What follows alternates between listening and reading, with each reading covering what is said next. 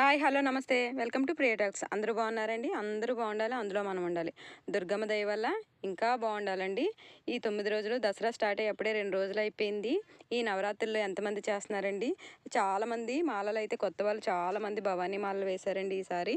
మనం మాల వేసుకోకపోయినా వేయకపోయినా చాలా నియమనిష్టలతో మనం సివిల్లో కూడా భవానీ నవరాత్రులు అనేవి చేయొచ్చండి, దుర్గా నవరాత్రులు. మా అమ్మ వాళ్ళ ఇంటి దగ్గర మా తమ్ముడు వాళ్ళు ఫ్రెండ్స్ మొత్తం అక్కడ ఆ ఏరియాలో ఉన్న పెద్దవాళ్ళందరూ కలిపి కొంతమంది భవానీ మాల అనేది వేశారండి. మా తమ్ముడు ఇదే మొదటిసారి వేయడం భవానీ మాల అనేది.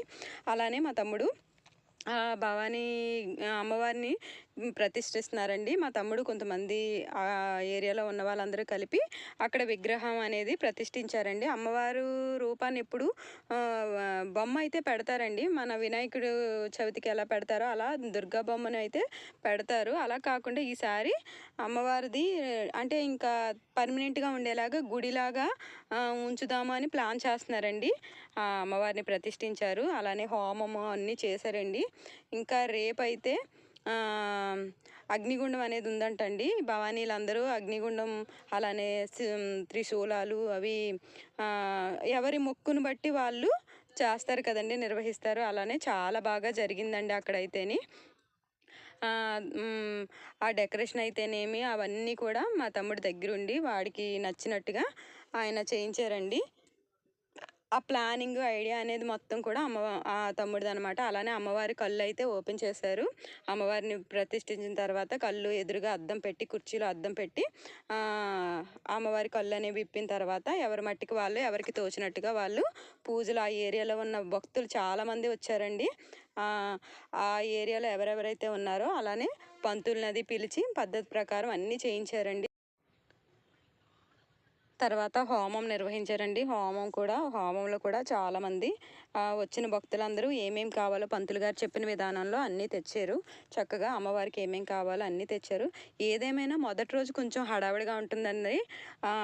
ఎప్పుడు అమ్మవారిని మామూలు రూపం పెట్టి ఆ తర్వాత 9 రోజులు అయిపోయిన తర్వాత గుడి తీసేసేవారండి. ఈసారి అమ్మవారిని ప్రతిష్ఠించారు. ఇంకా గుడి అనేది పర్మనెంట్గా ఉంటుంది అనే ఉద్దేశంతో చేశారనమాట. అలా కొంతమంది మాట్లాడుకొని ఏర్పాటు చేశారు. ఆ ఏరియాలో మొత్తం ఎంతమంది ఉన్నారో అంతమంది కూడా నిన్న హాజరయ్యారండి హ్యాపీగా. అందరూ కూడా ఎవరికి తోచినట్టుగా పాలాభిషేకాలు అలా అందరూ కూడా ప్రతి ఒక్కరూ చేసుకున్నారండి దగ్గరుండి చక్కగా. ఇంకా మా తమ్ముడు కొంతమంది తన ఫ్రెండ్స్, మా తమ్ముడు ఇదే మొదటిసారి అండి భవానీ మాల వేయడం. ఇలా వేసిన ఫస్ట్ టైమే ఇలా అమ్మవారిని ప్రతిష్ఠించడం కూడా మాకు కొంచెం సంతోషం అనిపించింది. అలానే హోమము ఇంకా అన్ని పంతులు గారితో పిలిచి మంగళ వాయిద్యాలతో అమ్మవారిని తీసుకొచ్చి చాలా పద్ధతి ప్రకారం పంతులు గారి వాళ్ళు చాలా బాగా చేశారండి. మంత్రాలతో వాళ్ళతో ఆ ఏరియా అంతా ఫుల్ పాజిటివ్ వైబ్స్ అనమాట. చాలా బాగా చేశారండి. డెకరేషన్ అయితే ఏమి, పూజ అయితే ఏమి. అలానే రేపు అగ్నిగుండం ఉందంటండి. ఇంకా నా పూజ అయితే ఇవాళ ఇలా అయిందండి. నేను కూడా ఇవాళ చాలా బాగా చేసుకున్నాను. నిన్నే నేను మొదలెట్టానండి. నేను సివిల్లోనే నవరాత్రులు అనేది చేసుకుంటున్నానండి. అంటే భవానీ మాల వేయకుండా, మాల వేస్తే ఎంత నియమనిష్టలతో ఉంటారో నేను అదే రీతిలో ఉంటున్నాను. ఇంటి దగ్గర చక్కగా పూజ చేసుకున్న తర్వాత అమ్మవారి గుడికి వెళ్ళానండి. మాకు దగ్గరలో అమ్మవారి గుడి ఉంది.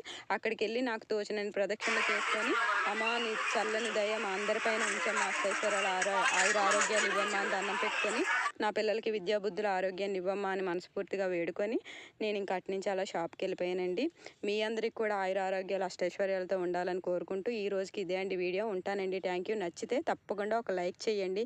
బాయ్ అండి. Thank you.